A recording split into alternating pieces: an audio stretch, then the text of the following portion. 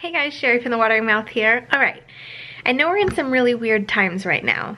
If you're watching this video at time of publish, this is in the height, it's in the crescendo of the coronavirus, right? We don't know where this thing's gonna go. We're all in this together. It's a really strange time to be alive and witnessing what's happening. If you happen to be watching this video after the coronavirus stuff is settled, this still applies, because all the messages I'm going to give you are things that you could use in any time of struggle. So this video is about 4 ways to reduce your stress and stay on track with, insert goal here. It could be weight loss, it could be healthy eating, or improving your marriage, improving your relationship with your kids, whatever. These messages are going to apply to everything. So let me give you 4 ways to reduce your stress so you can get back on track or stay on track in a crazy time in your life. Coronavirus or not. Let's jump in. Okay. So we happen to be in this strange place of global pandemic, right? Which sounds scary in itself, just saying it that way. So here's 4 things that we can do. Simple things that will be able to reduce that stress level for you and actually increase your immunity too. When we reduce our stress, we increase our immunity, and this is good for us in any time. So number 1, be in the now and get into nature, okay? So we have to decide for ourselves, is the news cycle reality or is it just someone else's opinion, right? Is the headline that you're seeing or the meme that you're reading on Facebook or the post that you're sharing on social media, is that reality? Or is it something that someone made up that you would share, right? So, something that someone manufactured so that you would share it more, right? Because that's what news stories are. That's what blog post headlines are. They're created in order for you to click them and to read them. And so, is that reality? Often, no. It's just someone's thought. But you know what is real?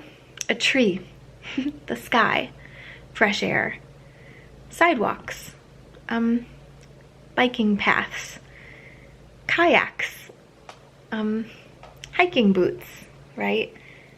Snow skis. There's a lot of things that are actually real. They're going to create something better inside of you than reading a news story. And by the way, nature doesn't contract the coronavirus, right? If you go outside and you take a breath of fresh air, as long as you're 10 feet away from someone else, right? You're going to get a sense of peace and calm that you don't normally get when you're staring at a computer. So consider nature. And consider the idea that when you go in nature, you're suddenly thrust into now. You're thrust into what's actually happening right now, which for me, what's happening is it's too late at night. My daughter's sleeping. My cat is purring and bugging me. I'm pregnant. We have enough food in our house. We're fine right now. In this moment, right now, everything is perfect and as it should be. There may be some things that are happening around us that are a little bit crazy, but in this moment, everything's great. So be in the present, be in the now, and try to accept that, experience it, and be in nature as much as possible to draw that out, okay? The second step that you can do to reduce your stress at any time is to limit your social media and news consumption. As I was saying, a headline for a blog post is one person's thought. One person's thought about how could my reader get more hooked on my story. Not how can I give the most unbiased, clear, rational perspective of this topic I'm trying to give, right? No, that's not what sells newspapers, right? It's how can I get this person to click and be interested in my story. So understand that limiting our social media, and social media is all the same thing, even if it's not a news story, it's a meme or it's an opinion that somebody put on there so that you would read it and possibly think the same way they do, right? That's what social media is. So considering that is how that works, are you choosing to absorb that person's thought, Or are you choosing to think clearly and rationally about what's actually happening? And, you know, for instance, one of my tips that I've been giving lately is all these people are posting these pictures of empty store shelves, right? And this is a weird thing because we've never really seen this before. Just any store you go to, there's empty shelves. Never really seen that. It's really strange. So it causes panic. It causes immediate panic just because it's so different. But what if we actually just got rational about this and called ahead to a store and asked, hey, when do you get your deliveries of such and such product that I'm looking for? And don't stop until you get the answer to that question, and then don't go to the store until they actually have the products there, right? So it's not a crapshoot of when you arrive there, am I gonna panic or not, right? Can we use rational thinking? Can we get really clear-headed and clear-minded about what's happening instead of panic, right? Panic doesn't help anything. So this is why we want to limit our news consumption, because the news is all about sensationalism, okay? The number three thing that we can do to reduce our stress is to create perspective. Now, this is what I do as a life coach 100% of the time. When I'm coaching somebody in a private coaching relationship, whether it's about food or weight or their relationship with their husband or whatever, all these things always end up coming up in our conversations. All I'm trying to do is give someone perspective on their situation, because perspective is what creates that rational thinking, right? And our thoughts are what create our feelings. And I talk about this a lot in my coaching, but our thoughts create our feelings. So if we don't want to panic, we have to change our thoughts about the situation. Now look, just doing the second tip here of watching the news less is going to help you with this. You're going to change your thoughts and not be reactive as much to the thoughts that are occurring on Facebook or on the news or that sort of thing, everything that's coming at you in that respect. You won't be as reactive. So if you can learn to sort of control your thoughts to help control your feelings, that's when everything starts to change and you get that perspective. It's the difference between having a thought of, wow, this is really interesting. Look at this crazy situation. I wonder how long this is gonna last. I wonder how I can take control in my own life. I wonder how I can help, right? I wonder how I can this, I wonder how I can that. This curiosity, this clear, rational thinking versus a thought that goes something like this. Oh my gosh, there's no groceries here. I have to buy all the toilet paper. This is never gonna end. My husband's gonna lose his job. Everything's gonna be terrible and we'll never get through this. Those are two very different thought patterns, right? One thought pattern is the curiosity. So the part in there about husband maybe losing his job or being laid off or whatever, sure, that could be very scary if we're thinking of it in a very scary way, right? But we could also be thinking of it in a, okay, lots of people are losing their jobs right now. This is not his fault. It's not my fault. It's purely a circumstance. This is happening to so many people. There must be a way out of this, and there's gonna be a light at the end of the tunnel. That feels very different than, oh my gosh, the sky's falling, right? Our choice of thoughts is going to create our feelings here. And that perspective, having this sort of top-down view of what's happening instead of being all stuck in your mind, that's going to create so much more peace in your life at any time, not just during coronavirus time, but during deaths in the family, sickness in the family, divorce, going through troubles with your children, or financial issues, or whatever might come up in the future for you, which this happens to everybody on a regular basis, these kinds of massive issues that we have to take care of. This type of thinking is what we want to be fostering, right? Okay, and then the last way to reduce stress and stay on track. So by the way, all of these things, when we reduce our stress, it helps us stay on track, right? We remove the drama from our thoughts, and when there's no more drama, we don't need any more comfort, right? We don't need any more comfort foods.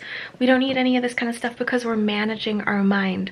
So the last tip that I have about reducing your stress is to learn how to manage your mind, to learn how to manage your thoughts and your mindset. Now, as a private Eat to Live coach and a life coach who deals with weight and healthy eating and consistency really for life with clients.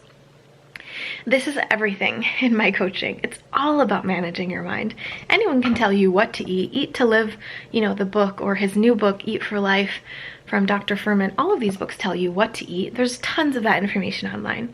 But nobody's ever talking about how do you actually do it when you don't want to, right? When you're tired, or when you're stressed, or when you're scared, or when you just come home from work and you're too busy and you don't want to, right? How do you do that? This is all mindset, you guys. It's all thoughts, 100% thoughts. When we learn to manage these thoughts, we learn to manage our emotions. And when our emotions are in check and we're feeling calm and peaceful and empowered, that's when we make better decisions, and that's when we stay on track for life. So learning to manage the mind, learning to create the thought patterns that we want and deliberately choose our own thinking, this is the key, my friends. Okay, so do we want more panic? Do we want more stress eating, more weight gain, putting your entire life on hold in times of crisis? Or do we want a different result, right? The peace, the calm, I just do this no matter what's going on around me, right?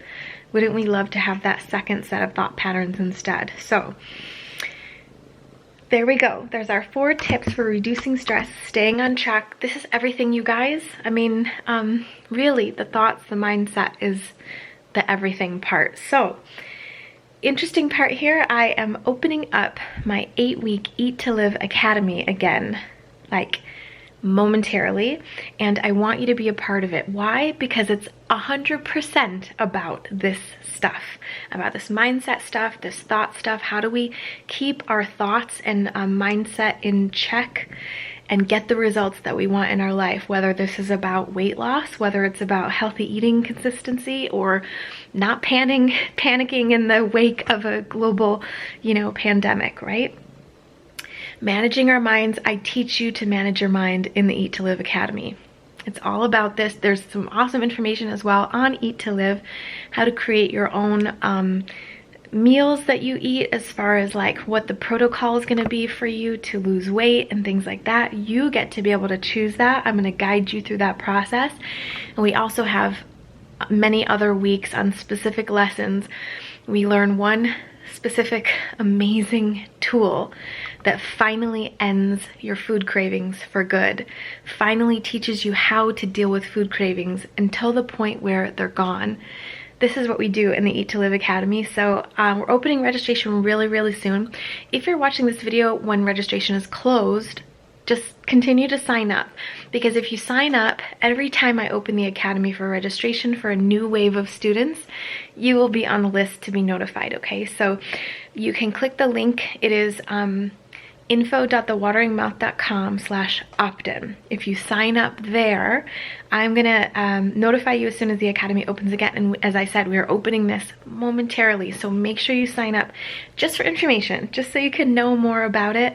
It's life-changing. All of the people who've been through it that have filled out my surveys are just blown away with the content, and they love the way, I mean, one woman was even saying that like her husband said that she was a completely different person just after a few weeks of going through the Academy. So I would love for you to join. I'd love for you at least just to know more about it and know the possibility that exists for you. I created it for you. 8 weeks of online instruction. You can go at your own pace. You can, you know, take your time, go through the lessons. You get forever access. It's super amazing. I really want to see you in there. So sign up for more information. Registration is opening super, super, super soon, and you don't want to miss out because registration is only open for a short window of time, and then we start classes, okay? So keep an eye out. Make sure you sign up for the wait list, and we're going to open it soon, and I really hope to see you in there. I hope that these 4 tips helped you, and share this video with a friend if you think they might benefit from, you know, some rational thinking at a time like this. So I love you guys so much. I will see you in the next video, and I hope to see you in the Academy. Bye!